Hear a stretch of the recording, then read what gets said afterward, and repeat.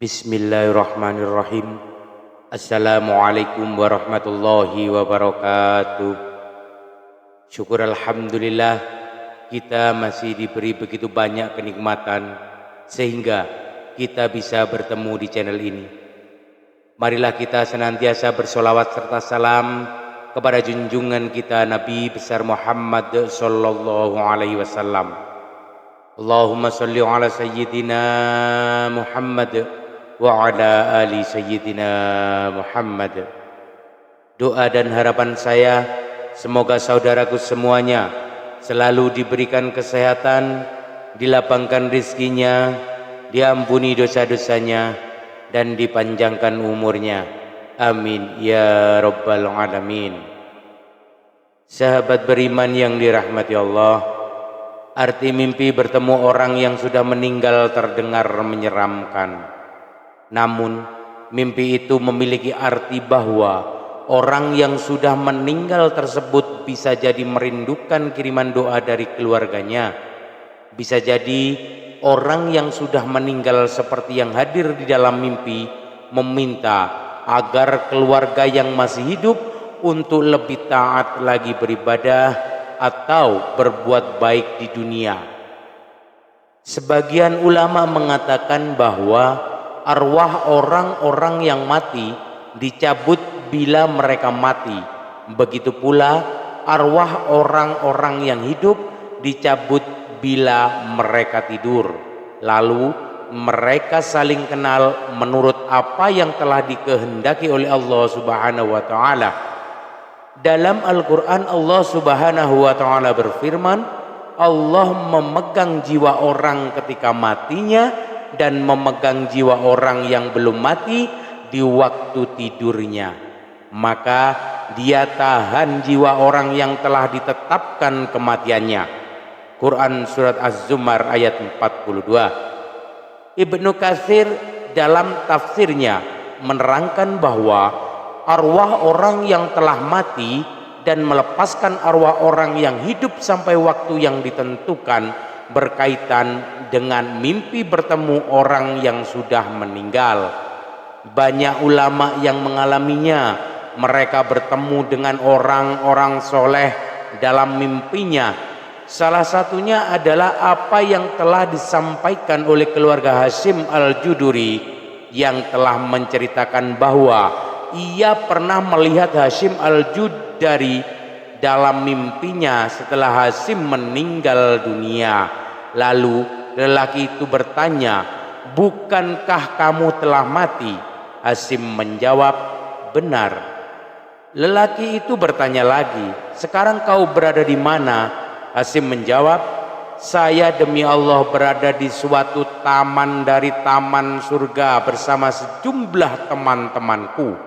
Kami berkumpul setiap malam Jumat dan pagi harinya di tempat Bakar Ibnu Abdullah Al-Muzani, maka kami menerima berita-berita tentang kalian. Lalu lelaki itu bertanya lagi, apakah yang berkumpul itu tubuh kalian? Hashim menjawab, mustahil bila yang berkumpul adalah jasad kami, karena jasad kami telah hancur luluh lantah dan yang dapat bertemu hanyalah Allah kami saja. Lelaki itu bertanya lagi, namun apakah kalian mengetahui bila kami berziarah kepada kalian? Hashim menjawab, kami mengetahuinya pada petang hari Jumat dan seluruh hari Jumat serta malam hari Sabtu hingga matahari terbit. Lelaki itu bertanya lagi, mengapa demikian? Bukan pada hari-hari lainnya? Hashim menjawab, berkat keutamaan dan kebesaran hari Jumat. Dalam riwayat lain disebutkan bahwa Utsman ibnu At-Tafawi mengatakan bahwa ibunya adalah ahli ibadah yang dikenal dengan julukan Rohibah. Ketika ajalnya telah dekat, Rohibah mengangkat kepalanya ke arah langit lalu berdoa, wahai Tuhan yang menjadi harapan dan dambaanku selama hidup dan matiku, janganlah Engkau menjadikan aku terhina saat aku mati, dan janganlah Engkau menjadikan diriku merasa asing dalam kesendirianku setelah ia meninggal. Utsman selalu menziarahi kuburnya setiap hari Jumat, mendoakannya serta memohonkan ampun kepadanya dan juga buat ahli kubur lainnya. Pada suatu malam aku melihat ibuku dalam mimpi, maka aku bertanya, "Ibu, bagaimana keadaanmu?" Ia menjawab, "Anakku, sesungguhnya maut itu benar-benar merupakan musibah yang sangat keras. Segala puji bagi Allah, benar-benar ada di alam barzah yang terpuji, yang penuh dengan bau yang harum, dan dihamparkan padanya kain sutra yang tebal dan yang tipis sampai hari berbangkit nanti." Aku bertanya lagi kepadanya, "Apakah engkau mempunyai keperluan?"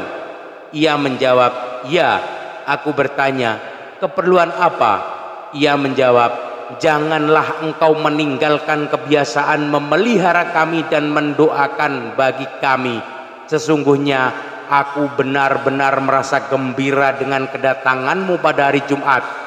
Jika engkau tiba dari rumah keluargamu, maka dikatakan kepadaku, 'Hebat, inilah putramu telah datang.' Maka bergembiralah. Dengan demikian bergembiralah semua orang mati yang ada di sekitarku." Sahabat beriman yang dirahmati Allah, mimpi kerap disebut bunga tidur, merupakan gambaran atau pengalaman bawah sadar yang melibatkan semua indera sewaktu tidur. Terkadang mimpi itu indah, ada kalanya juga mimpi itu buruk. Rasulullah Shallallahu Alaihi Wasallam memberikan tuntunan kepada umatnya, jika mengalami mimpi yang disukai, hendaknya untuk mengucapkan alhamdulillah atau memuji Allah Subhanahu wa taala, karena sebenarnya mimpi itu berasal dari Allah Subhanahu wa taala. Sedangkan kita mendapati mimpi buruk, kita dianjurkan untuk meminta perlindungan kepada Allah, karena bisa jadi mimpi itu dari syaitan. Hal ini seperti yang disebutkan dalam hadis yang diriwayatkan Abu Sa'id Al-Khudri, bahwa Rasulullah Shallallahu Alaihi Wasallam telah bersabda, "Jika salah seorang di antara kalian bermimpi yang ia sukai, sebenarnya mimpi itu berasal dari Allah dan hendaknya ia memuji Allah karenanya, dan ceritakanlah.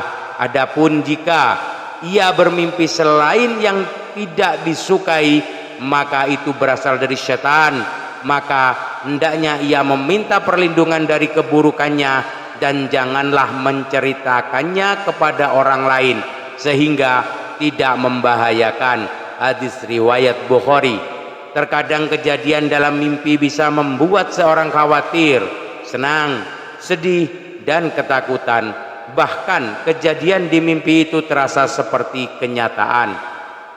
Mungkin sebagian orang yang menganggap mimpi hanyalah bunga tidur saja, namun sebenarnya mimpi memiliki banyak arti yang bisa dijadikan sebagai pertanda kehidupan di masa depan, seperti mimpi bertemu orang yang sudah meninggal dunia. Wallahu alam bisawab. Demikian yang dapat saya bagikan, semoga bermanfaat untuk kita semua. Billahi taufiq wal hidayah, birridha wal inayah, ihdinas siratal mustaqim. Assalamu alaikum warahmatullahi wabarakatuh.